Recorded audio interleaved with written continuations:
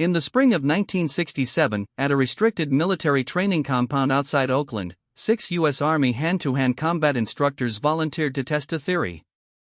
They believed no civilian, regardless of reputation, could withstand a synchronized grappling drill designed to overwhelm even the most conditioned soldiers. The target was a 135-pound martial artist who had been teaching selected personnel for less than 3 months. The drill lasted 11 seconds before it was called off. This is that story. Bruce Lee had been consulting for military programs quietly. No press. No contracts made public. Just word of mouth among senior trainers who had watched him dismantle foundational assumptions about speed, leverage, and reaction time. But reputation is one thing. Proof under pressure is another. And these men were not students. They were instructors. Men who trained others to survive. The challenge was informal. Not hostile, but not friendly either. It came during a routine session when Lee demonstrated a trapping drill against a single partner. One of the senior trainers, a former wrestler with over 15 years of close combat teaching experience, asked a question that changed the tone of the room. Could Lee hold his structure if all 6 of them came at once? Not to hurt him. Just to test his claim that positioning mattered more than size. Lee didn't answer immediately. He looked at each man. Then he nodded. They agreed on rules. No strikes. No joint locks. Just pure grappling. The goal was simple: take him down and pin him. If he stayed on his feet for more than 30 seconds, they'd concede the point. If he went down, the theory collapsed. Everyone present understood what was actually being tested. It wasn't strength. It was whether his entire system could function when chaos replaced control. The room was a standard drill hall. Concrete floor. High ceiling. About 20 other personnel stood along the walls, watching in silence. No one expected what they were about to see. According to those present, Lee didn't stretch. He didn't warm up. He simply removed his shoes and stepped into the center of the space. His expression was calm. Almost detached. The 6 men formed a loose circle around him. 2 were over 6 feet tall. 3 weighed more than 200 pounds. All of them had grappled competitively. All of them had taught soldiers how to survive hand-to-hand engagements in the field. This was their domain. Someone gave the signal. They moved in together. What happened next was described later in private notes as impossible to track in real time. The first man to reach Lee came in low, aiming for his legs. Lee shifted his weight and redirected the momentum with his lead hand, using the man's own speed to spin him off balance. The second man grabbed for his upper body.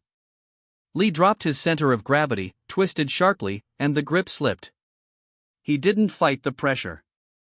He disappeared from under it. But this wasn't a demonstration anymore. It was 6 trained men converging at once. The third and fourth came from opposite sides. Lee's footwork shifted constantly. Small, rapid adjustments. He was never where they expected. When one man committed, Lee used that body as a barrier against the others. He turned them into obstacles for each other. Every move seemed to create space where none should exist. 5 seconds in, none of them had a secure hold. The 5th man tried to trap him from behind.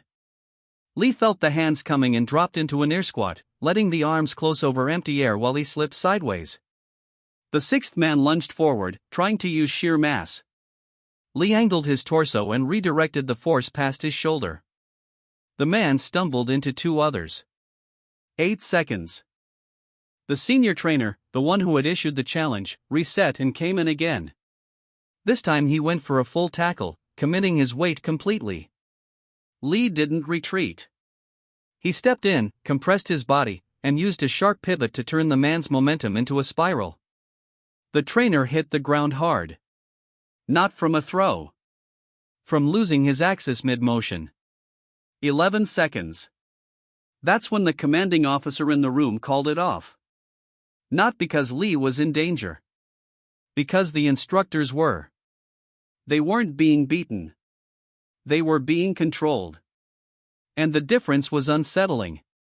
One of the men later said the most disturbing part wasn't that Lee stayed on his feet. It was that he never seemed to be working hard. His breathing was steady. His face was blank. He moved like water finding gaps in a dam, and the dam was 6 grown men who knew exactly what they were doing. No one spoke immediately after it ended. The trainers stood up slowly, catching their breath. Lee stepped back to the edge of the space and put his shoes on. He didn't smile. He didn't explain. He simply asked if they had questions about structure. Private accounts from those present describe a strange tension in the room. Not hostility. Not embarrassment. Something closer to confusion. These men had spent years mastering the mechanics of human combat. They understood leverage, timing, and weight distribution. And yet what they had just experienced didn't fit the models they had been taught. It wasn't magic. It was precision applied faster and more efficiently than they thought possible. One witness described it as watching someone solve a puzzle that everyone else thought required force. Lee didn't overpower them. He rearranged them. And the speed at which he processed 6 separate attacks simultaneously suggested something most combat systems didn't account for: reaction time could be trained beyond normal human limits. But here's where the story fractures. Some who were there claimed Lee used techniques from Wing Chun trapping. Others said it was pure Jun Fan geometry. A few believed he was reading their intentions before they fully committed, a skill he had been obsessing over in private training. No one agreed on the exact method. But everyone agreed on the result. After the drill, the senior trainer approached Lee privately. According to second-hand accounts, he didn't ask for an explanation. He asked if Lee would teach them how to do what he had just done. Lee's response was blunt. He said most people couldn't. Not because they lacked ability, but because they trained their bodies to rely on force when pressure increased. And force, he believed, was the slowest option. What unsettled the military observers wasn't just the physical demonstration. It was the implication. If one man could neutralize 6 trained instructors in 11 seconds using positioning and timing alone, then standard close combat doctrine had a gap. A gap that most training programs never addressed. But the story didn't spread. There was no official report. No footage. No public acknowledgement. The session was part of a closed consulting arrangement, and the military had no interest in publicizing the fact that their instructors had been outmaneuvered by a civilian. Lee himself never mentioned it in interviews. The only reason the story survived at all is because a few of the men present eventually spoke about it years later, in private conversations with other martial artists. Even then, the details were vague. Some said it happened in Oakland. Others claimed it was a different base. The number of men involved ranged from 4 to 8 depending on who told it. The timeline shifted. The context blurred. But the core remained consistent: a very short drill, multiple experienced grapplers, and an outcome that defied expectation. Skeptics argue the story is exaggerated. They point out that no verified documentation exists. They note that Bruce Lee's reputation grew rapidly in the late 1960s, and stories like this could easily be embellished by admirers. They question whether 6 trained instructors would realistically agree to such a test, and whether the result could truly be as one-sided as described. These are fair criticisms. But the counterpoint is equally strong. The people who witnessed it weren't fans. They were professionals with nothing to gain from inflating Lee's abilities. Most of them never spoke publicly about it. And the details that do exist are too specific to be purely invented: the 11-second duration, the non-striking rule, the commanding officer stopping it, the lack of visible effort on Lee's part. Something happened in that room. Whether it happened exactly as described is a different question. Memory distorts. Witnesses disagree. Time amplifies myths. But the consistency of the emotional reaction, confusion, not awe, suggests the event was real. And disturbing enough to stay with the people who saw it. What makes this story particularly significant is the context in which it occurred. By 1967, Bruce Lee had already begun developing what would later become Jeet Kune Do. He was obsessed with stripping away the unnecessary. Every technique he kept had to prove itself under pressure. Every principle had to work when adrenaline flooded the system and thinking became impossible. This drill, whether planned or spontaneous, was exactly the kind of test he designed his entire philosophy around. The military instructors represented something Lee had been arguing against for years, the belief that traditional martial arts training, with its forms and fixed techniques, could prepare someone for real chaos. These men weren't traditionalists, but they were systematic. They had methods. They had drills. They had years of experience. And in 11 seconds, all of that structure met something it couldn't process. What the witnesses described wasn't superhuman speed. It was economy. Lee didn't waste a single motion. When he moved, it was the smallest adjustment necessary to create the result he needed. While the instructors were trying to execute techniques, Lee was simply responding to forces as they appeared. He had no plan. He had principles. And principles, he believed, adapted faster than plans ever could.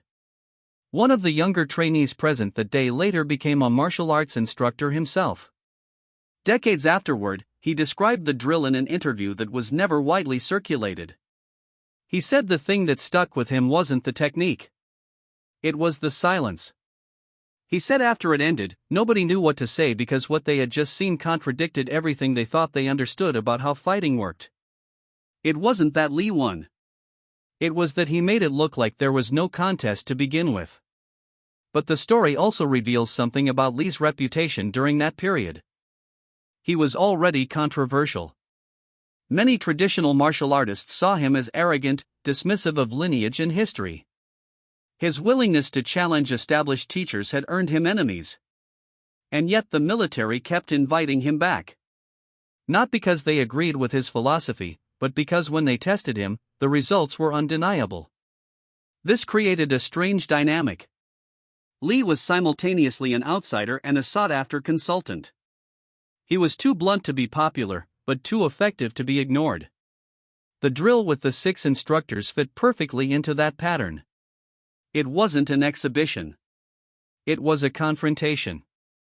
And the fact that it was stopped so quickly suggests the observers understood immediately what they were seeing, proof that the gap between theory and application was wider than anyone wanted to admit. The 11-second duration is worth examining closely. That's not enough time for exhaustion to become a factor. It's not enough time for strategy to evolve.